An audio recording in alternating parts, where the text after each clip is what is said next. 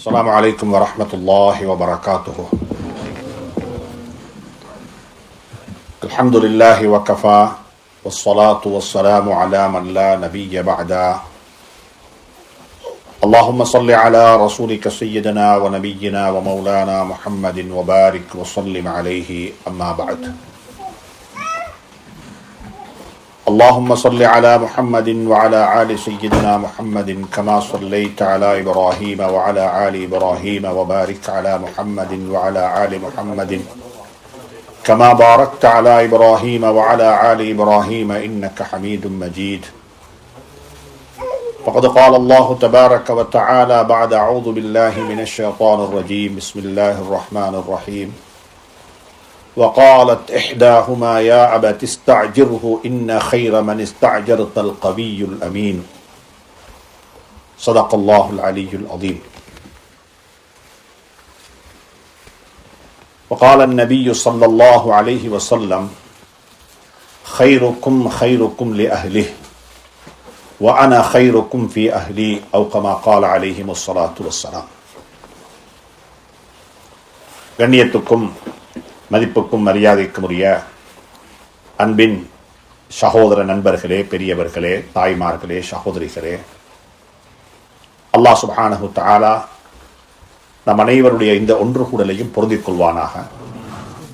என்னுடைய உங்களுடைய ஈருலக வாழ்வினுடைய வெற்றிக்கு காரணமாக்கி வைப்பானாக. படித்தவைகளை கொண்டு விளங்கிக் கொண்டவைகளை கொண்டு அமல் செய்ய அல்லாஹ் துணையும் புரிவானாக. கண்ணியமிக்க சங்கையான சகோதரர்களே, பெரியவர்களே, தாய்மார்களே, இந்த உலகத்தில் கொஞ்ச நாட்களை எடுத்துக்கொண்டு இந்த உலகத்துக்கு நாங்கள் வந்திருக்கின்றோம். கொஞ்ச நாளை தந்து அல்லாஹ் எங்கள் உலகத்துக்கு அனுப்பி இருக்கின்றான். யாருக்கு எத்துணை நாட்கள் என்பது யாருக்குமே தெரியாது. ஒரு குறிப்பிடப்பட்ட அளவு நாள். என்னுடைய தகப்பனார் 80 வருடம் வாழ்ந்தார் என்பதின் காரணமாக நான் 80 நாள் 80 வருடங்கள் வாழ வேண்டும் என்ற கட்டாயம் இல்லை. அது 100 வருடமாக இருக்கவும் மேலும், அது 10 வருடமாக இருக்கவும் மேலும். ஒவ்வொருவருக்கும் அல்லாஹ் சுப்ஹானஹு தஆலா ஒரு கையளவு நாட்களை கொடுத்து அல்லாஹ் அனுப்பி இருக்கின்றான். இந்த நாட்கள் உலகத்தில் வாழ்ந்து விட்டு வாருங்கள் என்பதாக. எல்லாருடைய ஐடென்டி கார்ட்லையும் பாஸ்போர்ட்லையும் பிறந்த நாள் இருக்கத்தான் செய்யுது. ஆனா யார்கிட்டையுமே இல்லை என்னுடைய மௌத்தாகக்கூடிய, உலகத்துக்கு சலாம் சொல்லக்கூடிய நாள் எப்ப என்பது எங்கேயும் எழுதப்பட்டில்லை. ஆனா நிச்சயமாக குர்ஆன் சொல்லுது அது எழுதப்பட்டிருக்கிறது என்பதாக. அல்லாஹ் சுப்ஹானஹு தஆலா குர்ஆனுடைய பல இடங்களில் ஃபைதா ஜாஅ அஜலுஹும், அவர்களுக்கு குறிப்பிடப்பட்ட நாள் வந்துவிட்டால் அவர்களுடைய ஆத்மாவை எங்களுடைய மலக்குல் மௌத் அலைஹி ஸலாத்து வஸ்ஸலாம் அவர்கள் கைப்பற்றி விடுவார்கள் என்று குர்ஆன் மிக தெளிவாக சொல்லுகிறது. எனவே கொஞ்ச நாள் வாழ இருக்கின்றோம் பூமிக்கு மேல. ஒரு குறிப்பிட்ட நாள், கொஞ்ச நாள், கையளவு நாட்கள் இந்த பூமிக்கு மேல வாழ இருக்கின்றோம். எங்களை மாதிரியே தான் ஸல்லல்லாஹு அலைஹி வஸல்லம் அவர்களும் கொஞ்ச நாள் தான் பூமிக்கு மேல வாழ்ந்தார்கள். ஈசா அலைஹி ஸலாத்து வஸ்ஸலாம் அவர்களும் கொஞ்ச நாள் தான் பூமிக்கு மேல வாழ்ந்தார்கள். நபி சஹாபாக்கள்ல அபூபக்கர் சித்திக், உமரே ஃபாரூக், உஸ்மானே கனி, அலியே முர்தலா ரலியல்லாஹு தஆலா அன்ஹும் போன்றவர்கள் எல்லாம் கொஞ்ச நாள் தான் வாழ்ந்தார்கள். ஆனா அவனோட வாழ்நாள் முடிஞ்சு ஒரு 1000 வருடங்கள் கடந்தாலும் கூட அந்த வாழ்நாளை பத்தி இன்றைக்கு நாங்க பேசிக்கொண்டுதான் இருக்கின்றோம். இப்ப நாங்க யோசிக்கணும், இந்த உலகத்துல வாழக்கூடிய காலகட்டத்தில் எனக்கும் உங்களுக்கும் இருக்கிற பொறுப்புகள் என்ன? எனக்கும் உங்களுக்கும் 2 வகையான பொறுப்பு இருக்கு இந்த பூமிக்கு மேல. முதலாவது பொறுப்பு, எனக்கும் அல்லாஹுக்கும் இடையிலுள்ள உறவை நானும் நீங்களும் சீராக்கி கொள்ள வேண்டும். எனக்கும் அல்லாஹுக்கும் இடையிலுள்ள உறவு நிச்சயமாக அநேகமான மக்களுக்கு சரியாத்தான் இருக்குது. அதுல மாஷா அல்லாஹ் நேரத்துக்கு தொழக்கூடிய மக்கள், ஜகாத்து கொடுக்கக்கூடிய மக்கள், ஹஜ் செய்யக்கூடிய மக்கள், அல்லாஹ்வை திக்ர் செய்யக்கூடிய மக்கள், ரமதானுடைய காலத்துல நோன்பு நோக்கக்கூடிய மக்கள், அல்லாஹ்வுக்கும் அவர்களுக்கும் இடையிலுள்ள உறவை வலுப்படுத்தி கொண்ட பெரிய ஒரு கூட்டம் பூமிக்கு மேல வாழ்ந்து கொண்டிருக்கிறாங்க.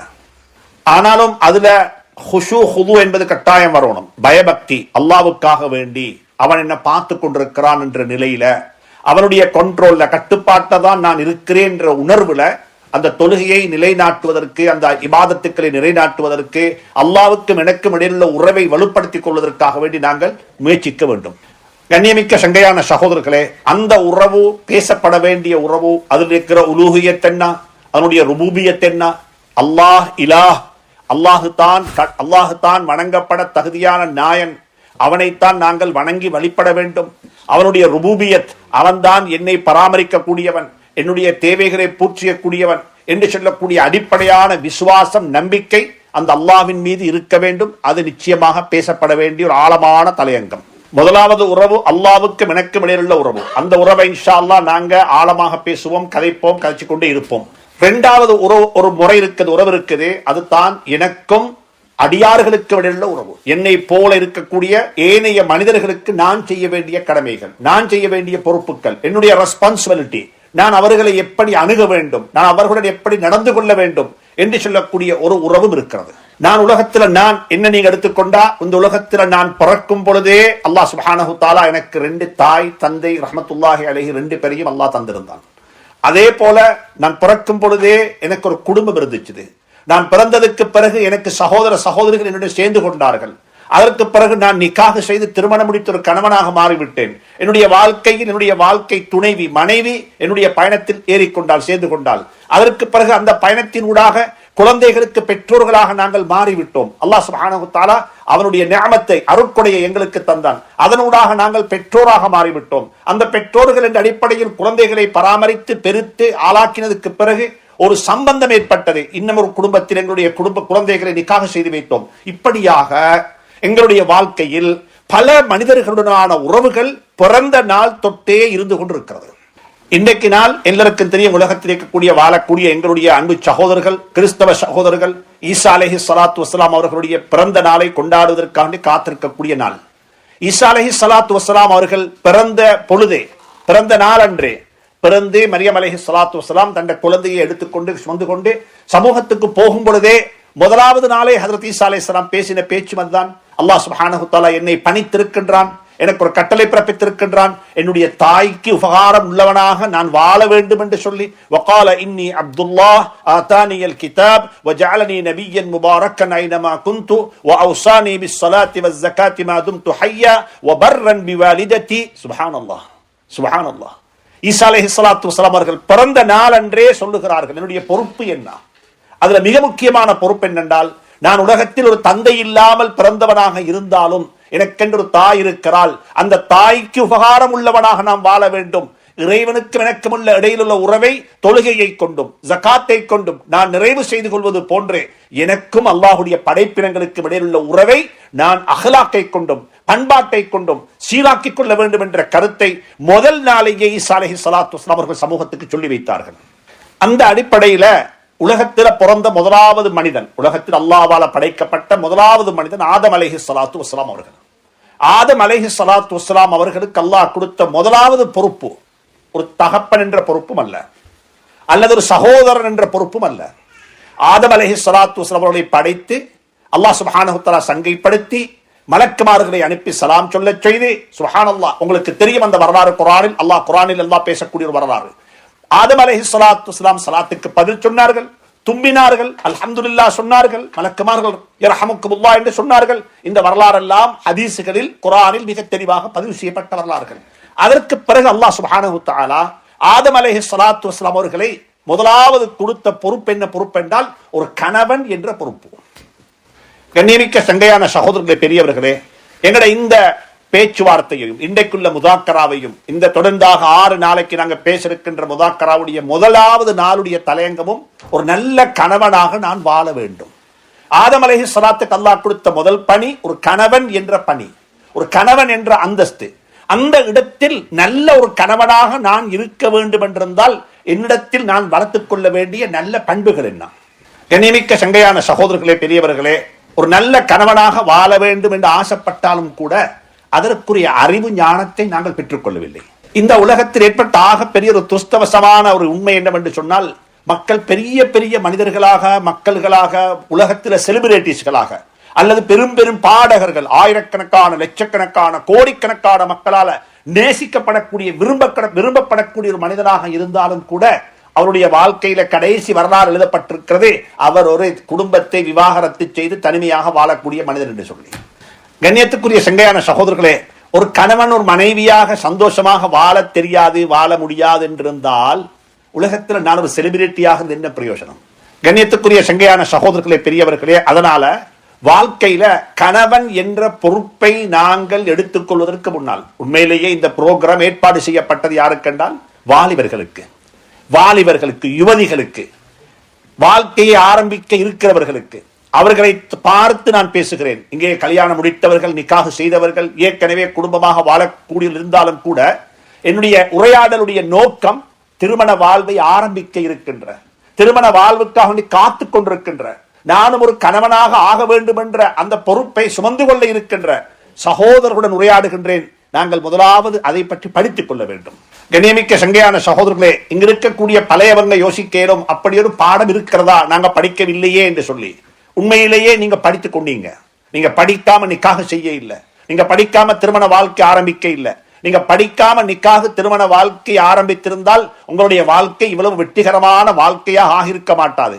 ஆனா நீங்க எப்படி படித்தீங்க என்றால், நாங்க படிப்பது போன்று, இந்த காலத்துடைய யூத் வாலிபர்கள் படிப்பது போன்று பயான்களினூடாக, கருத்தரங்குகளினூடாக, ஒர்க் ஷாப்புகளினூடாக, அல்லது ஒயிட் போர்டை பாவித்து, பிளாக் போர்டை பாவித்து, யூடியூப்ல பயான் கேட்டு நீங்க வாழ்க்கையை படிக்க இல்லை. நீங்க வாழ்க்கையை படித்துக் கொண்டது உங்களுடைய பெற்றோருடைய வாழ்க்கையை நேரடியாகவே பார்த்து வாழ்க்கையை படித்துக் கொண்டவர்கள். இந்த உலகத்துக்கு ஏற்பட்ட ஆகப்பெரிய ஒரு முசீபத்து அல்லது ஆகப்பெரிய நஷ்டம் என்னவென்று சொன்னால், வாழ்க்கையை புத்தகத்திலும் பயான்களிலும் கேட்டு படிக்க வேண்டிய வாழ்க்கையாக மாறிவிட்டது. ஆனால் மனிதனை தவிர இருக்கின்ற அத்துணை பிராணிகளும், விசஜந்துக்களும், அல்லாஹுடைய படைப்பினங்களும் வாழ்க்கையை தன்னுடைய மூத்தவர்களிடமிருந்து பார்த்து படித்துக் கொள்கிறது. வாழ்க்கை என்பது கற்றுக் கொடுக்கப்பட வேண்டிய ஒன்றல்ல, வாழ்க்கை என்பது வாழ்ந்து காட்டப்பட வேண்டிய ஒன்று. கண்ணியமிக்க சங்கையான தாய்மார்களே, சகோதரிகளே, பெரியவர்களே, தேவையோட கதைக்கிறேன். அல்லாஹ் சுப்ஹானஹு தஆலா நம் அனைவருடைய வாழ்க்கையையும் எங்களுடைய குழந்தைகளுக்கு முன்மாதிரியான வாழ்க்கையாக அல்லாஹ் வைப்பானாக. எனவே அன்புக்குரிய நண்பர்களே, சகோதரர்களே, வாழ்க்கையை படிக்க வேண்டும் என்று நாங்கள் சொல்வதற்கு காரணம் என்னவென்று சொன்னால், பொதுவாக நாங்கள் குர்ஆன் எப்பயுமே ஓதுவோம், எங்களுடைய ஹஜ்ரத்மார் பயான் செய்வாங்க, நாங்க படித்து இருக்கின்றோம், நிச்சயமாக தொழுகை மானக்கேடான கர்மங்களை விட்டு எங்களை பாதுகாக்கும் என்று சொல்லி இதை நாங்க சொல்றோம், தொழுது கொண்டே இருக்கின்றோம். ஆனா எங்க வாழ்க்கையில அந்த தொழுகை மானக்கேடான கர்மங்களை விட்டு பாதுகாத்ததாக இல்லை. வட்டிக்கு வாங்கினவர், சூது விளையாடினவர், ஹராமான உறவுகளை வைத்துக் கொண்டிருக்கக்கூடியவர், பக்கத்து வீட்டுக்காருடன் நன்றாக நடந்து கொள்ள தெரியாதவர்கள் தொழுது கொண்டிருக்கிறார்கள். ஆனா தொழுகையினூடாக அவருடைய வாழ்க்கையில எந்த ஒரு மாற்றமும் ஏற்பட இல்லை என்பதை நாங்கள் பேசிக்கொண்டும் இருக்கிறோம், கண்டுகொண்டும் இருக்கிறோம். ஆனா குர்ஆன் சொல்லக்கூடிய வார்த்தைகள் பொய்யாகவும் முடியாது. அதுக்கு காரணம் என்னவென்று சொன்னா, அல்லாஹ் சுப்ஹானஹு தஆலா தொழுகையை மட்டும் நிலைநாட்டுங்க என்று சொல்ல இல்லை, அதுக்கு முந்தைய ஒன்றை சொல்லி இருக்கிறான். அதை நாங்க மறந்துட்டோம். எப்பயுமே சொல்றது அக்மிஸ் ஸலாத்த இன்ன ஸலாத்த தன்ஹா அனில் ஃபஹ்ஷாஇ வல் முன்கர். தொழுகையை நிலைநாட்டுங்கள், தொழுகையை நிலைநாட்டுங்கள், நிச்சயமாக தொழுகை மானக்கேடான கர்மங்களை விட்டு எங்களை பாதுகாக்கும் என்று நாங்க சொல்லுகிறோம். ஆனா அது குர்ஆனுடைய ஒரு ஆயத்தினுடைய ஒரு பகுதி, அது முழு குர்ஆனுடைய ஆயத்தல்ல. முழு குர்ஆனுடைய ஆயத்திலும் அல்லாஹ் இன்னும் ஒன்றையும் சொல்லி இருக்கிறான். தொழுகையை நிலைநாட்டுங்கள் என்று சொல்வதற்கு முன்னால் சொல்கிறான், உத்லு மா ஊஹிய இலைக மினல் கிதாபி வ அக்மிஸ் ஸலாத்த இன்ன ஸலாத்த தன்ஹா அனில் ஃபஹ்ஷாஇ வல் முன்கர். எந்த தொழுகை கல்வி ஞானத்துடன் குர்ஆன் சொல்லித்தரக்கூடிய புத்திமதிகளை மீட்டிக்கொண்ட நிலையில் ஓதப்படுமோ தொழப்படுமோ, ரெண்டு விஷயம். உத்லு மா ஊஹிய, உத்லுண்டா திலாவத்து செய்யுங்கள். நபியே நாயகமே ஸல்லல்லாஹு அலைஹி வஸல்லம் நீங்கள் திலாவத்து செய்யுங்கள், உம்மத்துக்கு சொல்லுங்கள். இன்னைக்கு நாங்க தொழுவோம், இஷா தொழுவோம். இப்ப நான் கேட்கிறேன், இது யாரு நீங்க எனக்கு பதில் சொல்ல தேவையில்லை, உங்களுடைய ஆத்மாவுக்கே நீங்கள் பதில் சொல்லுங்கள், சொல்லிக் கொள்ளுங்கள். தக்பீர் கட்டிடலிலிருந்து சலாம் கொடுக்கும் வரைக்கும் நான் என்னுடைய தொழுகையை விட்டு வெளியே எங்கேயுமே போக இல்லை, தொழுகைக்குள்ளேதான் இருந்தேன். என்னுடைய கடந்த கால ஞாபகமும் வரவில்லை, எதிர்கால ஞாபகமும் எனக்கு வரவில்லை, நான் தொழுகையில் தான் இருந்தேன். அல்லது எத்துணை வீதம் இருந்தேன். சில பேருக்கு சலாம் தக்பீர் கட்டும் பொழுது உசல்லி என்று சொல்லி தக்பீர் கட்டியிருப்பார்கள், சலாம் கொடுக்கக்குள்ளதான் ஞாபகம் வந்திருக்கும், தொழுது முடிச்சிட்டோமா என்று சொல்லி. அப்படிப்பட்ட தொழுகை அல்ல. அல்லாஹ் சொல்கிறான், உத்லு மா ஊஹிய இலைக மினல் கிதாப். நபியே நாயகமே ஸல்லல்லாஹு அலைஹி வஸல்லம் உங்களுக்கு இறக்கி வைக்கப்பட்ட இந்த திருக்குர்ஆனுடைய புத்திமதிகளை, திருக்குர்ஆனுடைய கட்டளைகளை, திருக்குர்ஆனுடைய சட்டதிட்டங்களை மக்களுக்கு விளங்கப்படுத்துங்கள், தெளிவுபடுத்துங்கள், ஞாபகப்படுத்துங்கள். அதற்கு பிறகு வஅகிமிஸ் ஸலா, தொழுகையையும் நிலைநாட்டுங்கள். அல்லாஹ்வுடைய சிந்தனையுடன், அல்லாஹ்வுடைய ஞாபகத்துடன் தொழுகை சொல்லித்தரக்கூடிய பாடங்களை, அறிவுகளை சுமந்த நிலையில் ஒருவர் தொழுகையை நிலைநாட்டினால் நிச்சயமாக அவனுடைய தொழுகை மானக்கேடான கர்மங்களை விட்டு அவனை பாதுகாக்கும். தொழுகை மட்டுமல்ல, தொழுகைக்கு முன்னால் அறிவு வேணும், நிக்காக மட்டுமல்ல, நிக்காகுக்கு முன்னால் அறிவு தேவைப்படுகிறது. எனவே வாழ்க்கையை முதலாவது படித்துக் கொள்ள வேண்டும். கண்ணியமிக்க சங்கையான சகோதரர்களே, பெரியவர்களே, இன்றைக்கு இஷாவுடைய தொழுகையை தொழுவிச்சார் இமாம் அவர்கள். மேல அழகான குரல். என்ன ஓதினாரு? ஆச்சரியமான வார்த்தைகள், ஆச்சரியமான வார்த்தைகள். இந்த குர்ஆனை நீங்கள் கேட்க வேண்டாம், இந்த குர்ஆனுக்கு நீங்கள் செவிசாய்க்க வேண்டாம்.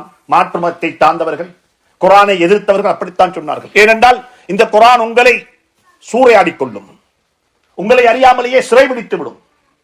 சுப்ஹானல்லாஹ். குர்ஆனை நீங்கள் கேட்டால் குர்ஆன் உங்களை சிறைபிடித்து விடும். எனவே குர்ஆனை நீங்கள் செவிமடிக்காதீர்கள் என்று சொல்லித்தான் குர்ஆனை ஆரம்பித்தார்கள். குர்ஆன் அப்படிப்பட்ட ஒரு பொக்கிஷம். ஆனா என்ன ஓதுகிறார், என்ன ஓதப் போகிறார்? இன்றைக்கு தொழுகையினூடாக எனக்கு கிடைத்த ஞாபகமூட்டுதல் என்ன? அது விளங்கவில்லை. எனவே ஒவ்வொருத்தருக்கும் சொல்லுகிறேன், எதையும் செய்வதற்கு முன்னால், அது எந்த பணியாக இருந்தாலும், வியாபாரம் செய்ய போறீங்களா, வியாபாரத்தினுடைய ஹராம் ஹலால் என்ன? என்னுடைய நாட்டில் வாழ்ந்த பிரகாரம் இந்த நாட்டில் வாழ முடியாது. என்னுடைய நாட்டில் வாழ்வதற்கு இருந்த கான்ஸ்டிடியூஷன், நாட்டினுடைய சட்டயாப்பு இந்த நாட்டுடைய சட்டயாப்புக்கு என்ன வித்தியாசமானது. அந்த நாட்டில் நான் இப்படித்தான் வாழ்ந்தேன் என்று சொல்லி இந்த நாட்டிற்கு வாழ முடியாது. நாங்கள் விசா வாங்கும் பொழுதே அங்க கைத்தாத்திட்டு இருக்கின்றோம். இந்த நாட்டினுடைய சட்டத்திட்டத்துக்கு முழுமையாக கட்டுப்பட்டவனாகத்தான் நான் வாழுவேன் என்று, கட்டுப்பட்டவனாக வாழுவேன் என்று கைச்சாத்திட்டு விட்டுத்தான் வந்திருக்கின்றோம். எனவே அன்புக்குரிய நண்பர்களே, சகோதரர்களே, எந்த ஒரு விடயத்தை செய்வதற்கு முன்னாலும் அறிவு என்பது கட்டாயம். கண்ணியமிக்க சங்கையான சகோதரர்களே, பெரியவர்களே, அந்த அடிப்படையில் குர்ஆன் எதையுமே விட்டு வைக்கவில்லை, அனைத்தையுமே சொல்லி இருக்கிறது. என்னோட வாழ்க்கைக்கு தேவையான அனைத்தையுமே, எந்த ஒன்றையும் விட்டு வைக்கவில்லை. நான் எப்படி நல்ல ஒரு கணவனாக இருக்க வேண்டும், என்னை நான் நல்ல ஒரு கணவனாக ஆக்கிக்கொள்ள என்னிடத்தில் எத்தனை வகையான குவாலிட்டிஸ், எத்தனை வகையான பண்புகள், எத்தனை வகையான அஹ்லாக்குகளை நாம் வளர்த்துக் கொள்ள வேண்டும் என்பதையெல்லாம் குர்ஆன் மிக அழகாக சொல்லி தந்திருக்கிறது. எனவே மிக அன்பாக சொல்லுகின்றேன், இங்க இருக்கக்கூடிய தாய்மாருக்கும் சொல்லுகின்றேன், இங்க இருக்கக்கூடிய பெற்றோர்களுக்கும் சொல்லுகின்றேன், திருமணம் முடித்தவர்களுக்கும் சொல்லுகின்றேன், இந்த பண்புகளை வாழ்க்கையில் வளர்த்துக் கொள்வோம். குர்ஆன்ல வருகிறது, ஒரு ப்ரொபோசல் நடக்குது. ப்ரொபோசல் உண்டு. ஒரு பெண்மணி, ஒரு சகோதரி இந்த இடத்துல திரைமறைவில் இருந்து சகோதரத்தை கேட்கணும், உங்களோட கனவு என்ன, உங்களோட கணவன் எப்படி இருக்க வேண்டும், உங்களோட கணவன் எப்படி இருக்க வேண்டும். ஒவ்வொருவருக்கும் ஒரு கனவு இருக்கும், என்ற கணவன் இப்படித்தான் இருக்க வேண்டும். அது பிரச்சனை அல்ல. என்னுடைய கணவன் இப்படி இருக்க வேண்டும், அழகாக இருக்க வேண்டும், இப்படி இருக்க வேண்டும் என்று சொல்லி கல்வி தகமைகளை வைத்து அல்லது இதை வைத்து ஒவ்வொருத்தரும் ஒவ்வொரு வகையான விடயங்களை எழுதி வைத்திருப்பார்கள். புத்தகத்தில், கிதாபுகள்ல, வரிகள்ல எழுதி வைத்தில்லாவிட்டாலும் அவருடைய மனதுகளுக்குள்ளே எழுதி வைத்திருப்பார்கள், என்னுடைய கணவன் இப்படித்தான் இருக்க வேண்டும். ஆனால் ஒற்றுமொத்தமாக சொல்ல போனால், பொதுப்படையாக சொல்ல போனால், சில விடயங்களை அனைவரும் எதிர்பார்ப்பார்கள், அனைவரும் எதிர்பார்ப்பார்கள். அப்படிப்பட்ட அனைவரும் எதிர்பார்க்கக்கூடிய சில விடயங்களை குர்ஆன் தொட்டிக்காட்டி இருக்கிறது, குர்ஆன் சொல்லி இருக்கிறது. அதில் ஒன்று தான், மூசா அலைஹிஸ்ஸலாத்து வஸ்ஸலாமுடைய மனைவி தன்னுடைய கணவனை தேர்ந்தெடுத்துக் கொண்டாள். நல்லா புரிஞ்சுக்கோங்க, இந்த விடயத்தை புரிந்து கொள்ளுங்கள். ஒரு பெண்மணி தன்னுடைய கணவன் இவராக இருக்க வேண்டும் என்று தெரிவு செய்வது குத்தம் அல்ல, தெரிவு செய்வது குத்தம் அல்ல. இந்த மனைவி, இந்த பெண், இந்த குடும்பத்தை சார்ந்த இன்னாருடைய மகள் என்னுடைய மனைவியாக இருந்தால் எனக்கு நல்லம் என்று சொல்லி ஒருவர் நிச்சயப்படுத்திக் கொள்வது, கனவு காணுவது தவறான கர்மம் அல்ல. ஒரு வாப்பக்கு கனவு காணலாம், இந்த குடும்பத்தில் நிக்காக செய்து கொண்டால் என்னுடைய குடும்பத்துக்கு, அந்த குடும்பத்துக்கு உறவு ஏற்பட்டால் நன்றாக இருக்கும் என்று கனவு காணுவது, முயற்சி செய்வது குத்தமான கர்மம் அல்ல. ஆனால் நீங்க கனவு கண்டதற்காக வேண்டி அவங்க தர வேண்டும் என்பது என்ன, கட்டாயமும் இல்லை, கட்டாயமும் இல்லை. இதை புரிந்து கொள்ள வேண்டும். அபூபக்கர் சித்திக் ரலியல்லாஹு தஆலா அன்ஹு கனவு கண்டார்கள், ஃபாத்திமா ரலியல்லாஹு தஆலா அன்ஹாவை நிக்காஹ் செய்து கொண்டால் நல்லம் என்று சொல்லி. இந்த காலத்தில் வயது வித்தியாசங்கள் நிக்காஹ் செய்து கொண்டால் மக்கள் குறையாக பார்ப்பார்கள். ஆனா அந்த காலத்தில் அப்படி இருக்க இல்லை.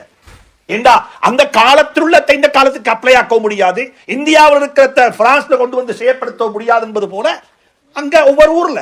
அப்ப என்னாச்சு, ஸல்லல்லாஹு அலைஹி வஸல்லம் கேட்டாங்க, பத்தி யா ரசூலல்லாஹ், உங்களோட ஃபாத்திமாவை நான் தான் நிக்காஹ் செய்து கொள்ள விரும்புகிறேன். ஸல்லல்லாஹு அலைஹி வஸல்லம் நிராகரித்து விட்டார். இல்ல, அதற்கு தர முடியாது, தர முடியாது என்பதன் காரணமாக கோச்சிக்களவும் இல்லை. என்னப்பா இவ்வளவு நெருக்கமாக இருந்து, இவ்வளவு அன்பாக இருந்து, யாருமே துணை போகாத சந்தர்ப்பத்தில் நான் துணை போய் நான் அந்த குகைக்குள்ள தனியே என்னுடைய உயிரையே பணியம் வைத்துக் கொண்டு நான் இவருக்கு கடகாத்துக் கொண்டிருந்தேன். அப்படிப்பட்ட ஒருவர் இல்லையா நான் இருந்தும் பொன் கேட்டனுக்கு பொன் தரவில்லையே என்று யார் கோச்சிக் கொள்ளல? கோச்சிக் கொள்ள. இதை விளங்க நாங்க முதலாவது நாங்க கேட்ட இடத்தில் எங்களுக்கு தராவிட்டால் எங்கள் அவமதித்து விட்டார்கள் என்பது அடையாளம் அல்ல. இந்த காமன் அண்டர்ஸ்டாண்டிங் எங்களுக்கு முதலாவது தேவை. எனவே அன்புக்குரிய நண்பர்களே, சகோதரர்களே, ஒரு நிக்காக செய்ய இருக்கின்ற, திருமணம் முடிக்க இருக்கின்ற ஒரு புள்ள, ஒரு வாலிபர் ஒரு பொம்பளை பிள்ளைய பார்த்து, ஒரு குடும்பத்து பிள்ளைய பார்த்து மனதால விரும்புறது குத்தமான கர்மம் அல்ல. ஒரு நல்ல குடும்பத்தை சார்ந்த ஒரு பொம்பளை புள்ள, ஒரு சகோதரி, நல்ல ஒரு ஹன்சமான, நல்ல ஒரு ஸ்மார்ட்டான, நல்ல குணம் நிறைந்த ஒரு வாலிபனை பார்த்து விரும்புறது, எனக்கு இந்த வரை நிக்காக செய்து கொண்டால் நல்லவென்று விரும்புவது குத்தமான கர்மம் அல்ல. ஆனால் அதனை அடைந்து கொள்வதற்காக வேண்டி எடுக்கப்படக்கூடிய முயற்சிகள்ல தான் இருக்குது தவறுகளும் நலவுகளும் இருக்கிறது.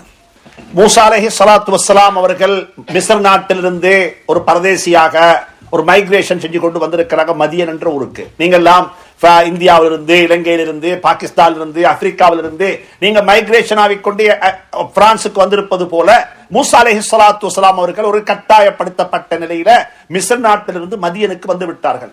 மதியனுக்கு வந்த சந்தர்ப்பத்தில் நிக்காக செய்திருக்க இல்லை. ஒரு வாலிபராகத்தான் இருந்தாரு. ஒரு ஸ்மார்ட்டான, ஒரு ஹன்சமுடைய அழகான ஒரு வாலிபராக இருந்தாரு. அந்த வாலிபர் அங்க வந்த சந்தர்ப்பத்தில் துஆவும் கேட்டாரு. ரப்பி இன்னி லிமா அன்ஸல்த இலைய மின் கைரின் ஃபகீர். இது நிக்காக செய்ய இருக்கின்றவர்கள் ஓத வேண்டிய துஆ என்று சொல்லி சில உலமாக்கள் இருக்கிறார்கள். நிக்காஹுக்காக வேண்டி, திருமணத்துக்காக வேண்டி காத்திருக்கக்கூடியவர்கள், நல்ல ஒரு குடும்பம் கிடைக்க வேண்டும், நல்ல ஒரு மனைவி கிடைக்க வேண்டும் என்று ஆசைப்பட, அதாவது கனவு கண்டு கொண்டிருக்கக்கூடியவர்கள் இந்த துஆவை கேட்கலாம், ஓதலாம். ரப்பி இன்னி லிமா அன்ஸல்த இலைய மின் கைரின் ஃபகீர். யா அல்லாஹ், எனக்கென்று சொல்லி நீ இறக்கி வைத்திருக்கக்கூடிய அந்த நலவின் பக்கமாக நான் தேவையுள்ளவனாக இருக்கின்றேன். எவ்வளவு அழகான துஆ. அந்த நலவு, அது கணவனாக இருந்தாலும் நலவாக இருக்க வேண்டும், மனைவியாக இருந்தாலும் நலவாக இருக்க வேண்டும். எந்த நலவை எனக்காக வேண்டி நீ இறக்கி வைத்திருக்கிறாயோ அந்த நலவின் பக்கமாக தேவையுள்ளவனாக இருக்கிறேன் என்று மூசா அலைஹிஸ்ஸலாம் துஆ கேட்டார்கள். கண்ணியமிக்க சங்கையான சகோதரர்களே, பெரியவர்களே, அந்த பெண்மணி மூசா அலைஹிஸ்ஸலாம் மதியனுக்கு வந்து விட்டார்கள். ரெண்டு சகோதரிகள் ஒரு வேலைக்காக வேண்டி அவங்க வேலைக்கு போயிருக்கிறாங்க. இப்ப பெண்கள் வேலைக்கு போறது என்று சொல்லி நாங்க அதையும் பேச வேண்டும். பெண்கள் வேலைக்கு, ரெண்டு பெண்கள் வேலைக்கு வந்திருக்கிறாங்க. வாப்ப நோயாளி, வீட்டுல யாரும் இல்ல, ஆண்கள் துணைக்கு யாரும் இல்ல, வயிற்றை நிறைத்துக் கொள்ள வேண்டும். பசி வந்தால் அதற்கு பிச்சை வாங்குவதை விடவும் உழைத்து வாழ்வது நல்லவென்பதுதான் இஸ்லாமிய கோட்பாடு. அந்த அடிப்படையில் அந்த ரெண்டு பெண்கள் வேலைக்காக வேண்டி போயிருக்கிறாங்க, தொழிலுக்காக வேண்டி போயிருக்கிறாங்க. அந்த ரெண்டு பெண்களையும் மூசா அலைஹிஸ்ஸலாம் சந்தித்து ஆச்சரியப்பட்டார்கள். என்ன நீங்க இங்க வேலைக்கு வந்திருக்கிறீங்க? பெண்கள் இப்படி வேலைக்கு வர வேண்டிய தேவை இல்லதானே? வீட்டில் ஆண்கள் இருக்கும் பொழுது ஏன் பெண்கள் வெளி வேலையை செய்ய வேண்டும் என்று சொல்லி ஆச்சரியப்பட்டு கேட்டாங்க. காலமா ஹத்முக்குமா மா ஹாலுக்குமான்னு கேட்க இல்ல, மா ஹாலுக்குமாண்டா உங்களோட செய்தி என்ன, சோமா இருக்கிறீங்களான்னு கேட்கிறது. மா ஹத்முக்குமான்னு சொன்னா திடுக்கிட்டு கேட்டார்கள், ஆச்சரியப்பட்டு கேட்டார்கள். என்ன நீங்க ரெண்டு பேரும் இந்த வேலைக்கு இங்க வந்திருக்கிறீங்க என்று கேட்ட சந்தர்ப்பத்தில் அந்த ரெண்டு பெண்களும் சொன்ன வார்த்தை, ஃபஅபூனா ஷேഖுன் கபீர். நாங்க ரெண்டு பேரும் இங்க வந்த காரணம் என்னவென்று சொன்னால், எங்கட வீட்டுல ஆண்கள் யாரும் இல்ல, எங்கட வாப்ப ஒரு நோயாளி வயதாளியாக இருக்கிறார், அவருக்கு இந்த தொழிலை செய்து கொள்ள முடியாது, வயிற்று பிழைப்புக்காக வேண்டி வந்திருக்கிறோம் என்று சொல்லி தன்னுடைய நிலைப்பாட்டை அந்த ரெண்டு பெண்களும் முன்வைத்தார்கள். மூசா அலைஹிஸ்ஸலாம் விஷயத்தை கேட்டு விளங்கிக் கொண்டார், பிரச்சனையை விளங்கிக் கொண்டார்கள். தயவு செஞ்சு சொல்கிறேன், பிரச்சனைகளை நீங்க கண்டால் அந்த பிரச்சனைகளுக்கு தீர்வு நீங்க கொடுக்கணும். பிரச்சனையை கேட்டு மட்டும் போகக்கூடாது. பள்ளிவாசலுக்கு வந்தோம், சவுண்ட் சிஸ்டம் சரியில்லை, இது பழைய சிஸ்டம் சொன்னாங்க, அப்படியான்னு கேட்டு போயிடவானும். அதுக்கு தேவையான ஏற்பாடு செஞ்சுட்டு போவோம். ஏன் பள்ளியில தண்ணி கூடாத்தான் வருது, சூடா வருது இந்த விண்டர்ல, இல்ல ஹீட்டர் வாங்கி பழசா விட்டுது, மிச்சனாலா விட்டுது, அப்படியான்னு போகவானம். நீங்க பிரச்சனையை கண்டு கொண்டீர்களா, பிரச்சனைக்கு என்ன சொல்லணும், சொல்யூஷன் கொடுக்கணும். சமூகம் இருக்கிறதே பிரச்சனையை பேசுறதுக்கு ஏராளம் இருக்கிறாங்க மக்கள், தீர்வு சொல்ல யாருமே இல்லை. யாருக்கு தீர்வு சொல்ல முடியாதோ அவர்கள் பிரச்சனைகளை பற்றி பேசுவதை கூடாது. பிரச்சனை பேச தெரியும். எங்கட பள்ளியில் என்ன பிரச்சனை எல்லாருக்கும் தெரியும். ஆனா பிரச்சனையை பேசக்கூடியவர்கள் அதற்குரிய சொல்யூஷனையும் எடுத்துக்கொண்டே வந்து சேர வேண்டும். மூசா அலைஹிஸ்ஸலாம் கேட்டாங்க, மா ஹத்முக்குமா, அவங்க ரெண்டு பேருடைய வேலை தேவை என்ன, இங்க வந்திருக்கிறீங்க. அப்ப சொன்னாங்க, பிரச்சனையை சொன்னாங்க, எங்கட வாப்பா வயசாளி. அப்படியா? அப்ப உடனே மூசா அலைஹிஸ்ஸலாம் சொன்னாங்க, நீங்க ரெண்டு பேரும் ஓரமாகுங்க, நான் உங்களுடைய கால்நடைகளுக்கு தண்ணீர் புகட்டுகிறேன். ஃபஸகாலஹுமா, சுப்ஹானல்லாஹ், மூசா அலைஹிஸ்ஸலாம் தெரியாத ஒரு பரதேசி, எங்கோ இருந்து வந்திருக்கிறார், இந்த ஊரை சேர்ந்தவரும் அல்ல. உடனே மூசா அலைஹிஸ்ஸலாம் அந்த ரெண்டு பெண்களுக்கும் தண்ணீர் ரெண்டு பெண்களுடைய கால்நடைகளுக்கு தண்ணீரை போற்றி அவசரமாக போய்விடுங்கள் என்று சொல்லி வழி அனுப்பி வைத்து விட்டார்கள். இந்த இடத்தில் ஒரு விஷயத்தை சொல்லித்தாரு.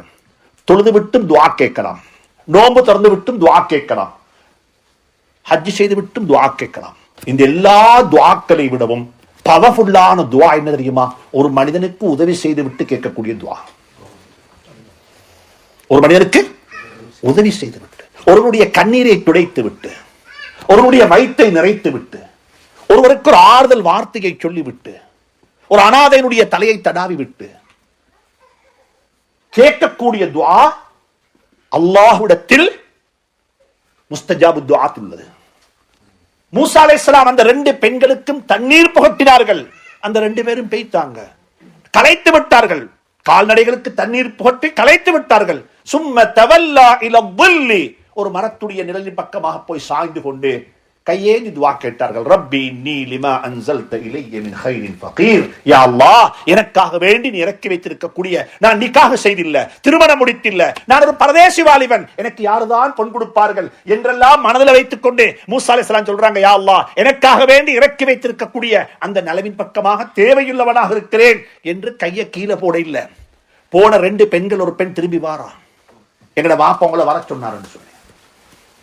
கண்ணியத்துக்குரிய சகோதரர்களே, பெரியவர்களே, தாய்மார்களே, அந்த ரெண்டு பெண்கள்ல ஒரு பெண்மணி வந்து சொல்றாங்க, மூசா அலைஹிஸ்ஸலாத்தை பார்த்து எங்கட வாப்பா அவங்கள வர சொன்னார் என்று. நான் சுருக்கமாக சொல்லுகிறேன். இங்க இருக்கிறாங்க கண்ணியமான உலமாக்கள், அவங்கள கூப்பிட்டு சொல்லுங்க, இந்த சம்பவத்தை எங்களுக்கு சொல்லித்தாங்கன்னு சொல்லி. இந்த சம்பவம் சொல்லக்கூடிய பாடம் பெரிய பாடம், பெரிய பாடம். அந்த பாடத்தை மட்டுப்படுத்த முடியாது, அதற்கென்றே தனியா ஒரு கிதாப் எழுதலாம்.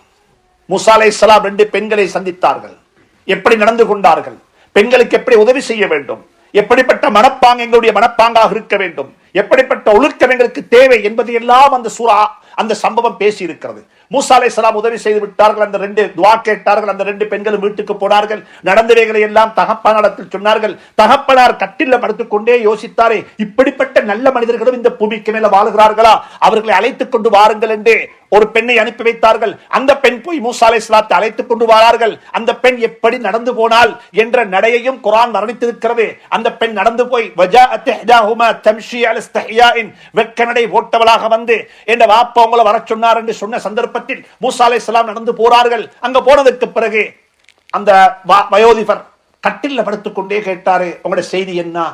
ஃபகஸ் அலைஹில் கஸஸ், அவருக்கு நடந்த வரலாறுகளை எல்லாம், எப்படிப்பட்ட வரலாறு, எங்கே வாழ்ந்தார், எப்படிப்பட்டவைகள் என்பதை எல்லாம் சொன்ன நேரத்தில் நஜௌத மினல் கௌமி ظالمين, அநியாயக்கார கூட்டத்தை விட்டு நீங்கள் பாதுகாப்பு பெற்று விட்டீர்கள் எனவே என்று சொல்லி அவரை வழி அனுப்பி வைத்தார்கள். கைக்கு ஒரு ஹதியா கொடுத்தார்கள், சன்மானம் கொடுத்தார்கள். அவர் சொன்னாரு, நாங்க யாரு தெரியுமா, எங்களுடைய பரம்பரையில பிறருக்கு உதவி செய்துவிட்டு நாங்கள் நலவுகள் எதிர்பார்க்கக்கூடிய சமூகம் அல்ல என்றார். ஒரு பரதேசியாக வந்திருக்கிறார்.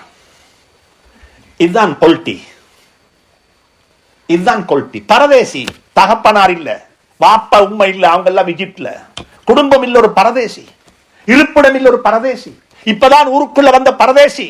ஏதோ ஒரு சந்தர்ப்பம் கிடைத்தது உதவி செய்வதற்கு, எதிர்பார்த்து உதவி செய்யவும் இல்லை, அது நினையாத புறத்துல கிடைத்தது, நினையாத புறத்துல கிடைத்த உதவி. அந்த நேரத்தில் மூசா அலைஹிஸ்ஸலாம் சொன்னாங்க, நாங்க பிறருக்கு உதவி செய்து விட்டு அதற்கு பிரதிபகாரம் பெறக்கூடிய சமூகம் அல்ல, அதற்கு நீங்க எங்களை பார்த்துக் கொள்ள வேண்டாம் என்று விருந்து சாப்பிடக்கூட மறுத்து விட்டார்கள். அந்த நேரத்தில் சொன்னாங்க, நாங்களும் எங்களை சரிசித்தவர்களுக்கு விருந்து கொடுக்காமல் அனுப்பக்கூடிய பழக்கம் உடையவர் அல்ல, விருந்து சாப்பிட்டு போங்கன்னு சொல்லி அந்த வயோதிபர் இவரை பணித்த சந்தர்ப்பத்தில் விருந்து சாப்பிட்டு விட்டு போனார்கள். கண்ணியமிக்க சங்கையான சகோதரர்களே, மூசா அலைஹிஸ்ஸலாம் திரும்பி போகக்குள்ள அந்த ரெண்டு பெண்கள், ஒரு பொம்பளை பிள்ளை சொல்லிச்சது, யா அபதி இஸ்தஅஜிருஹு, இந்த கதான் தலையங்கம். பாப்பா, இவரை சும்மா அனுப்பிடாம எங்களுடைய வீட்டுக்கு இவரை கூலிக்கு எடுத்துக் கொள்வோமே என்று சொன்னாரு. நான் அதை பத்தி தனிய வேறையாக இன்ஷா அல்லாஹ் நாளண்டைக்கு பேசுவேன். பெண்கள் எப்படி பேசுவார்கள், குழந்தைகள் எப்படி பேசுவார்கள், குழந்தைகளுடைய பேச்சை விளங்கி கொள்ளக்கூடிய அளவுக்கு பெற்றோருக்கு என்ன வேணும், அறிவு இருக்க வேண்டும். எங்கட புள்ள கம்ப்யூட்டர் பார்க்குது, எங்கட புள்ள கம்ப்யூட்டர் படிக்குது என்றால் அதை விட தெரிந்தவராக யார் இருக்கணும், பாப்பா இருக்கணும். அப்பதான் அந்த பிள்ளைகளை கண்காணிக்க முடியும். இன்னைக்கு நாங்க என்ன செய்யறோம் என்றால், பிள்ளைகள் அப்கிரேட் ஆன அளவுக்கு நாங்க என்ன செய்யல, நாங்க அப்கிரேட் ஆகல. அப்ப அந்த பிள்ளைகளை பராமரிக்க முடியாது. என் புள்ள என்ன பேசுறான், என்ன பிள்ளையினுடைய வாழ்க்கையில வித்தியாசம், அது தனி ஒரு தலையங்கமாக தலைக்கு இருக்கின்றேன். அப்ப மூசா அலைஹிஸ்ஸலாத்துடைய மாமா அந்த குழந்தை அந்த மனைவியினுடைய பாப்பா நோயாளியாக கட்டில படுத்துக் கொண்டிருக்கிறார், அசைய முடியாது. ஆனா புள்ள பேசக்கூடிய மொழியை புரிந்து கொண்டார். என் மகள் என்ன சொல்லுகிறான் சொன்னால் வந்துட்டு வாப்பா எனக்கு நிக்காக செய்தாங்கன்னு சொல்லல. எந்த வாப்பாவை ஏற்றுக்கொள்ள மாட்டாரு, அந்தக்குள்ள வாப்பா ஏற்றுக்கொள்ள மாட்டார், இந்தக்குள்ள பாப்பா ஏற்றுக்கொள்ள மாட்டாரு. நான் இந்த பெண்ணை தான் நிக்காக செய்ய போகிறேன், நான் இந்த வாலிபனை தான் நிக்காக செய்ய போகிறேன் என்று எந்த வாப்பாட்ட யாரு சொன்னாலும் என்ன செய்ய மாட்டாரு, அந்த வாப்பை ஏற்றுக்கொள்ள மாட்டாரு. ஏன் தெரியுமா ஏற்றுக்கொள்ள மாட்டாரு? உனக்கு பேர் வைத்தது எந்த விருப்பத்துல, உன்னை படித்து வச்சது எந்த விருப்பத்துல, நீ எங்க வாழணும் முடிவு செஞ்சது நான். அனைத்தையுமே முடிவு செய்தது போல இதையும் முடிவு செய்யக்கூடிய பவர் யாருக்கு இருக்குது? எனக்குத்தான் இருக்குன்றதுதான் வாப்பட மென்டாலிட்டி. அப்படிப்பட்ட வாப்பாட்ட போய் இல்ல இதை மட்டும் எனக்கு விட்டுத்தாங்க என்று சொன்னால் அவர் என்ன செய்ய மாட்டாரு. ஆனால் அதை பேசுவதற்கு மொழி இருக்கிறது. அதை எப்படி பேச வேண்டும் குர்ஆன் சொல்லித் தரக்கூடிய பாணி. குர்ஆன் சொல்லுது அந்த புள்ள சொல்ல இல்ல எனக்கு இவரை நிக்காக செஞ்சு தாங்க சொல்லி, ஆனா புள்ள சொல்லிச்சு எங்க வீட்டுக்கு இவரை கூலிக்கு இருக்கலாமே என்றால் ஒரு மாப்பிளேட்ட இருக்க வேண்டிய குவாலிட்டி அப்படியே இந்த கூலிக்காரன் இருக்கு. யார்கிட்ட இருக்க வேண்டிய குவாலிட்டி? ஒரு மாப்பிளையாக வர வேண்டிய ஒருவரிடம் இருக்க வேண்டிய அத்துணை வகையான குவாலிட்டியும் யாருக்கு இருக்குது? சுப்ஹானல்லாஹ். நீங்க மாப்பிளை பார்க்கக்குள்ள எப்படி பார்க்கணும்? சுப்ஹானல்லாஹ். குர்ஆன் அழகான மொழி பேசுது. குர்ஆன் சொல்லுது மாப்பிளை எப்படி இருக்கணும். கணவனே இந்த ஆயத்தோதக்குள்ள கொஞ்சம் உள்ளத்துல கைய வச்சு கேட்டு பாருங்க, இந்த ஆயத்துக்கும் என்னுடைய வாழ்க்கைக்கும் இடையில தொடர்பாடு எத்தனை வீதம் இருக்கிறது. அந்த புள்ள சொல்லிச்சு வாப்பா இவர்கிட்ட 2 குவாலிட்டி இருக்குது, 2 பண்புகள். மாப்பிள்ளைக்குள்ள 100 பண்பு தேவையில்லை, 100 பண்பு உங்களுக்கு இருக்கலாம், ஆனா 2 கட்டாயம் இருக்கணும். என் மாப்பிள்ளை உயரமாக இருக்கணும். நான் 5 அடி 6 அங்குலம் என்றால் என் மாப்பிள்ளை 5 அடி 8 அங்குலமாக இருக்க வேண்டும். நான் வெள்ளையாக இருக்கிறேன், என் மாப்பிள்ளை வெள்ளையாக இருக்கணும். நான் ஸ்மார்ட்டாக இருக்கேன், மாப்பிள்ளை ஸ்மார்ட்டா இருக்கணும். என் மாப்பிள்ளை இப்படி, அது ஒவ்வொருத்தருடைய விருப்பம்.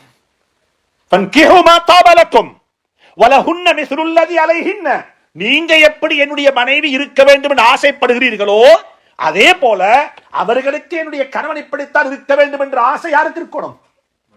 மனைவிக்கு இருக்கும். நீங்க பார்த்தா இப்படி இருக்கிறீங்க, அவ என்ன நினைப்பா? இல்ல அப்படி நினைக்க மாட்டா, அவவும் நினைப்பா இல்ல. எனவே அன்புக்குரிய நண்பர்களே, சகோதரர்களே, பெரியவர்களே, வாழ்க்கையில இது தவறில்லை. ஆனால் கட்டாயம் எப்படிப்பட்டவனாக, கட்டையனாக, நெட்டையனாக, உயரமானவனாக எப்படி இருந்தாலும் கட்டாயமாக இருக்க வேண்டிய 2 குவாலிபிகேஷனை குர்ஆன் பேசி இருக்கிறது. அதில் ஒன்றுதான் சொல்லுது கவியுன். யாரு? சக்தி வாய்ந்தவர். இவர் என்ன வாழ வைப்பான்? இவன் யார்கிட்டையும் யாசகம் கேட்டு வாழ வைக்க மாட்டான். இவர் யார்கிட்டையும் கை நீட்டி வாங்கி வாழ வைக்க மாட்டான். மாமாட்ட யாசகம் கேட்டு வாழ வைக்கவும் மாட்டான். இவன் என்ன வாழ வைப்பான்? அவர்கிட்ட என்ன இருக்குது? அதுக்குரிய ஆளுமை இருக்குது. அத கண்ணால பார்த்துட்டாவ. எப்படி தண்ணி அள்ளினாரு கிணத்துல, எப்படி உழைத்தாரு, இவரை ஸ்மார்ட்டானவர். ஏண்ட மனைவி ஏண்ட கணவன் யாரிடத்திலும் யாசகம் கேட்டு கை நீட்டி ஹராமாக சம்பாதித்து என்ன வாழ வைக்க மாட்டாரு. என்ன எப்படி வாழ வைப்பாரு சொல்லுங்களேன்? ஹலாலாக வாழ வைப்பார். கட்டாயம் அதை பாருங்க. கணவன் யோசிக்கணும், என் குடும்பத்தை பராமரிக்கக்கூடிய முறை சரியானதா, ஹலாலானதா? எங்களை எத்தனையோ பேர் இருப்பீங்க, வீடு வாங்குவது ஹராம் என்று சொல்லி நாங்க வீடு வாங்காம இருப்போம். நிச்சயமாக நல்ல விஷயம், பிரச்சனை அல்ல. ஆனா அதற்காக வேண்டி அரசாங்கத்துடைய யாசகத்தில் வாழவும் கூடாது. இந்த வந்திருக்கக்கூடிய எல்லாரும் அரசாங்க பெனிஃபிட் எடுத்து தான் வாழ்றாங்க சொன்ன இந்த நாட்டுக்கு நாங்கள் சுமையாகிடுவோம். இந்த நாடு எங்களை காரி துப்பார விட்டு விடும். நாங்க இவரை என்னை ஒரு கணவனை பொறுத்தவரையில அவருக்கு 4 வகையான செலவு இருக்குது. எத்தனை செலவு யாருக்கு சொல்லலாம்? சொல்லுங்க பாப்போம், யாருக்கு சொல்லலாம்? 4 செலவுகள் இருக்கிறது. பணம் சம்பந்தப்பட்ட 4 கொடுக்கல் வாங்கல் செலவுகள் அந்த பெண்ணுக்குடன் இருக்கிறது. அதான் கவி. அந்த 4 வகையான செலவையும் செலவழிப்பதற்கு கணவனுக்கு என்ன இருக்கணும்? பணம். அப்படி இல்லையா? கல்யாணம் முடிச்சோம் ஆசை இருக்குது, ஆனா வசதி இல்லையா? சொன்னாங்க ஸல்லல்லாஹு அலைஹி வஸல்லம், நோன்பு பிடித்து ஆசையை என்ன செஞ்சுக்கோ, கட்டுப்படுத்திக்கோ. ஓண்ட ஆசைக்காக வேண்டி இன்னமொரு பெண்ணை பைத்து குழியில போட்டுடாதே, இன்னமொரு குடும்பத்தை பாதாளக்குள்ள தள்ளி விடாதே. ஃபமன் லம் யஸ்ததி ஃபஅலைஹி பிஸ்ஸியாம். யாருக்கு அதுக்கு வசதி இல்லையா ஃபைனான்சியலி, சுப்ஹானல்லாஹ்.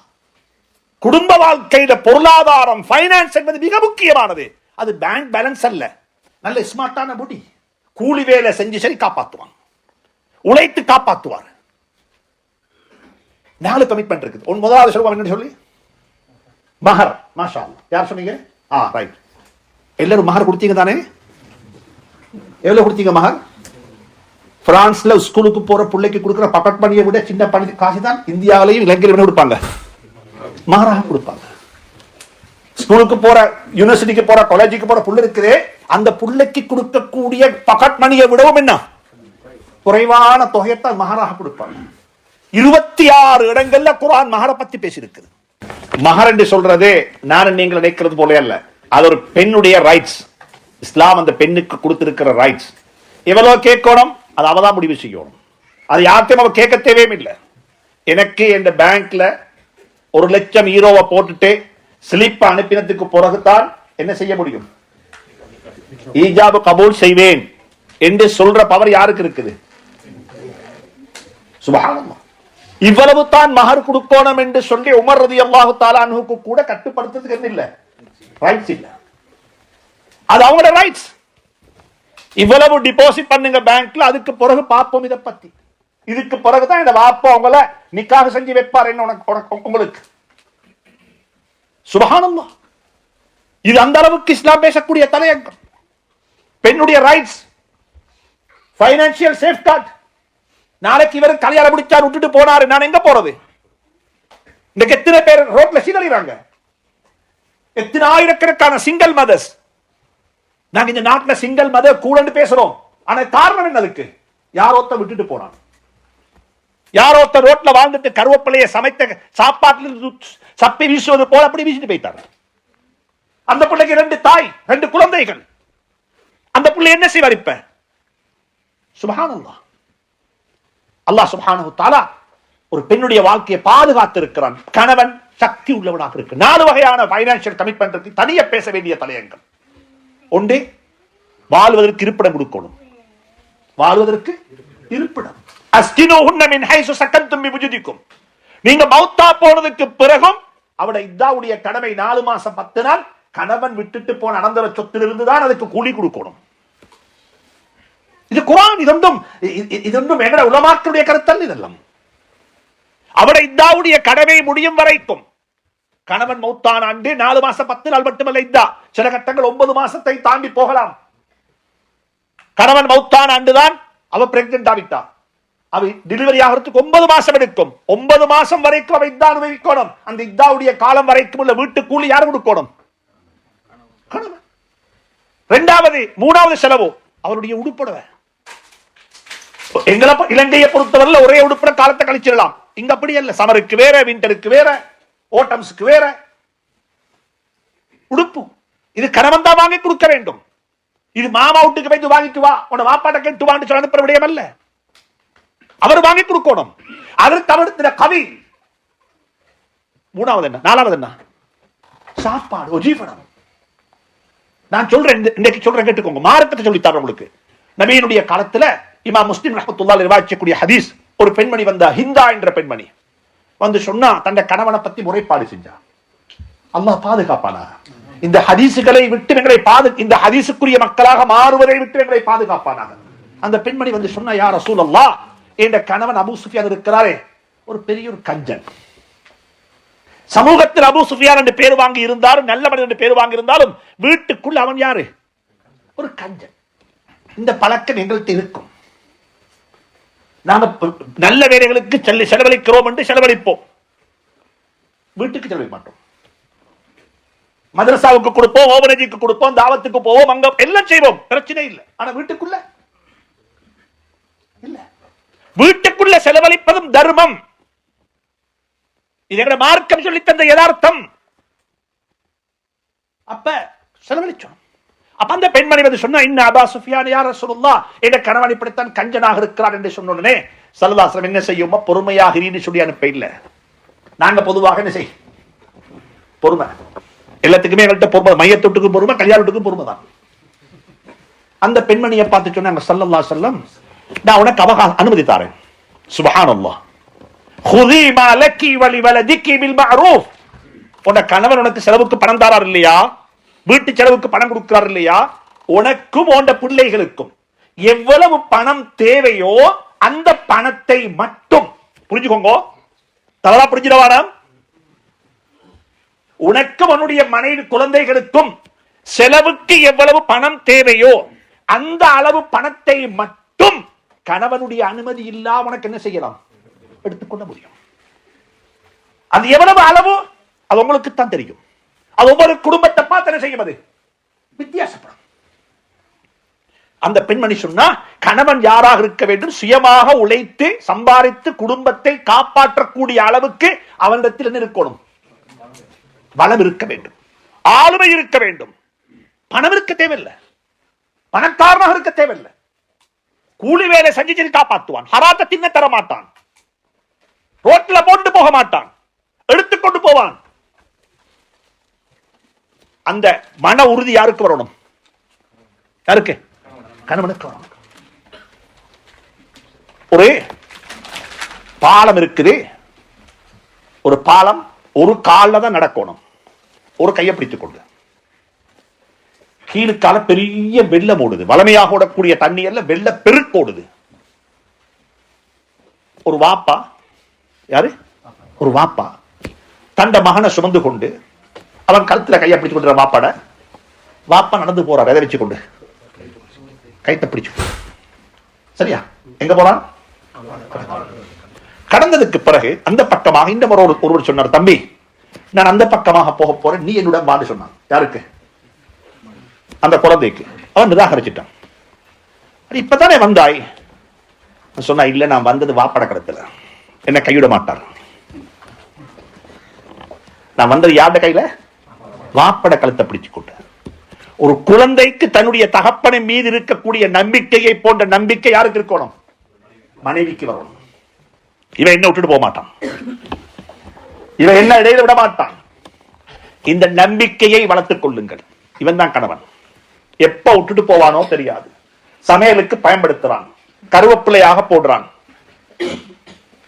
பம்பையாக கொண்டு வந்திருக்கிறான், நல்ல பொறுமதியான கருவப்பட்டையாக வாங்கி இருக்கிறான்.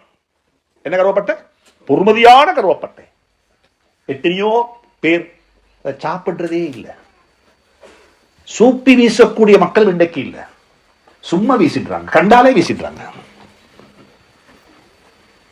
அந்த பெண்மணி சொன்னா, வாப்பா எனக்கு இவரை முடிச்சுத்தான் கொண்டு சொல்ல இல்ல, வீட்டுக்கு இவரை கூலிக்கு எடுப்போம் என்று சொன்னா, சொல்லி போட்டு சொன்னா, கவியுன் கணவன் இருக்க வேண்டிய முதலாவது பண்பு என்ன, பைனான்சியல் அபிலிட்டி, குடும்பத்தை காப்பாற்றக்கூடிய அளவுக்கு ஆளுமையுள்ளவனாக இருக்க வேண்டும். இரண்டாவது சொன்னா அமீன், யாரு, நம்பிக்கைக்குரியவன், இவன் துரோகம் செய்ய மாட்டான்.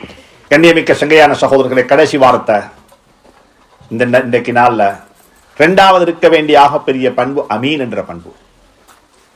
அந்த வாப்பா கேட்டாரு, மகள் சொல்றா, யா அல்லாஹ் வாப்பா இவர்கிட்ட நல்ல பலம் இருக்குது, சக்தி இருக்குது, அதை கண்ணால பார்த்துட்டா. இரண்டாவது சொன்னா அமீன், நம்பிக்கைக்குரியவர். வாப்பா கேட்டார், உம்மா நீ எப்படி சொல்லுவா இவர் நம்பிக்கைக்குரியவர் என்று? எவ்வளவு நாள் பழகினாய், உனக்கு எவ்வளவு நாள் தெரியும்? ஏதோ ஒரு நிகழ்ச்சியில சந்தித்தோம், தண்ணி அள்ளி தந்தாரு, தண்ணி எடுத்து கொண்டு வந்துருங்க, நீங்க இப்ப அமீன் என்று சொல்றீங்க என்னன்னு கேட்டாங்க. குர்ஆன் கியாமத்து நாள் வரைக்கும் வாழக்கூடிய மக்களுக்கு வழிகாட்டக்கூடிய குர்ஆன் சொல்லுது, அந்த புள்ள சொல்லிச்சு வாப்பாட்ட அமீன் நம்பிக்கைக்குரியவர். புள்ள சொல்லிச்சு, வாப்பா எங்களோட அவர் நாள் கணக்கில் வாழ இல்ல, மாத கணக்கில் வாழ இல்ல, வருடக்கணக்கில் வாழ இல்ல, எங்களுடன் வாழ்ந்த நேரம் கிட்டத்தட்ட ஒரு 5 மணியிலிருந்து 8 மணி வரைக்கும் உள்ள நேரம். மாலை சூரியன் மறைவதற்கு ஆயத்தமாக கொண்டிருக்கக்கூடிய நேரம் தொட்டு இஷாவுடைய தொழுகைக்கு உள்ள நேரம் வரைக்கும் இடைப்பட்ட நேரம் தான் வாழ்ந்தார். ஆனால் அவரை நாங்கள் அமீன் என்று அடையாளப்படுத்துவதற்கு காரணம் என்னவென்று சொன்னால், அவ்வளவு நேரமும் எங்களுடன் அவர் இருந்தாரு, ஆனால் அவருடைய கண்ணால் அவர் எங்களை ஏறெடுத்தும் பார்க்கவில்லை. தண்ட கண்ணை யாருக்கு பாதுகாத்துக் கொள்ள முடியுமோ அவன் மற்றவருடைய அனைத்தையுமே பாதுகாப்பான். தண்ட கண்ணை தனக்கு பாதுகாத்துக் கொள்ள இயலாதவன் மற்றவர்களுடைய எதையுமே என்ன செய்ய மாட்டான், பாதுகாக்க மாட்டான். தனிமையில இருக்கிறோம், கண் பாதுகாப்பு. யாரும் பார்க்க இல்ல, ஒருவனுக்கு மட்டும் அஞ்சுகிறேன், கண் பாதுகாப்பு. அந்த அமானிதம் உடையவன் மற்றவருடைய உடைமைகளை பாதுகாப்பான். எனவே இவர் எங்களுடன் நடந்து கொண்டார், என்னுடன் வந்தார், எனக்கு தண்ணீர் போட்டினார், ஆனா அவர் என்ன ஏறெடுத்தும் பார்க்க இல்லை. நான் கேட்கிறேன், உம்மக்கு தெரியாம என்னோட கதைக்கக்கூடிய பெண்மணி உம்மக்கு துரோகம் செய்யக்கூடியவை எனக்கு துரோகம் செய்ய மாட்டா என்பதற்கு என் உத்தரவாதம்? தன்னுடைய தாய்க்கும் தகப்பனுக்கும் தெரியாம என்னுடன் உறவு வைத்துக் கொண்டிருக்கக்கூடிய கணவன், அந்த பொடியன், அந்த வாலிப புள்ள எனக்கு துரோகம் செய்ய மாட்டான் என்பதற்கு என் உத்தரவாதம்? 25 வருஷம் பேரு வச்சு வளர்த்து ஊருக்கு கொண்டு வந்து, நாட்டுக்கு கொண்டு வந்து அறிமுகப்படுத்தி படிக்க வச்சு அவ்வளவு பெரிய உபகாரிக்கே துரோகம் செய்யக்கூடிய இந்த துரோகி எனக்கு துரோகம் செய்ய மாட்டானா? சொல்லுங்களேன், அப்படி யோசிங்களேன். இல்ல, தயவு செஞ்சு இதை பத்தி என்னிடத்துல பேசவே வேண்டாம், இது என் உம்மா வாப்பட மேட்டர், எனக்கு அவர்கள் தான் முதலாவது. எனக்கு விருப்பம் என்றிருந்தாலும் என்னுடைய விருப்பம் ஒன்று செல்லுபடியாக மாட்டாது என்னிடத்தில். அது என் தாய் தகப்பனுடைய முடிவாக இருக்கட்டும்.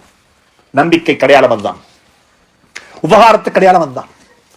மூசா அலைஹிஸ்ஸலாத்து வஸ்ஸலாமுடைய மனைவி கியாமத்துடைய நாள் வரைக்கும் வாழ இருக்கின்ற மாப்பிள்ளைமார்களுக்கு, கணவனுக்கு ஒரு கணவன் எப்படி இருக்க வேண்டும், ஒரு கணவனை எப்படி புரட்ட வேண்டும், ஒரு கணவனை எப்படி தேர்ந்தெடுக்க வேண்டும் என்பதற்கான அழகான புத்திமதிகளை வாழ்க்கையினூடாக சொல்லி தந்து விட்டு போய்விட்டார்கள். சுப்ஹானல்லாஹ்.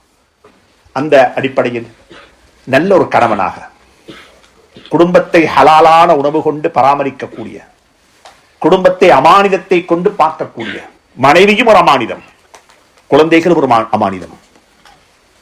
அமீன், நான் நம்பிக்கைக்குரியவன், பேர் வாங்குறதல்ல, செயல்பாட்டில் நம்பிக்கைக்குரியவன். என்ற கண்ணால யாரையும் எடுத்து பார்க்க வேண்டிய தேவையில்லை, நான் பொய் பேச வேண்டிய தேவையும் இல்லை, நான் அமீன், நம்பிக்கைக்குரியவன். அப்படிப்பட்ட ஒருவனாக இருந்து அல்லாஹுடைய பொருத்தத்தை பெற்றுக்கொள்ள எனக்கும் உங்களுக்கும் அல்லாஹ் துணை புரிய வேண்டும், அருள் செய்ய வேண்டும், தௌஃபீக் செய்ய வேண்டும்.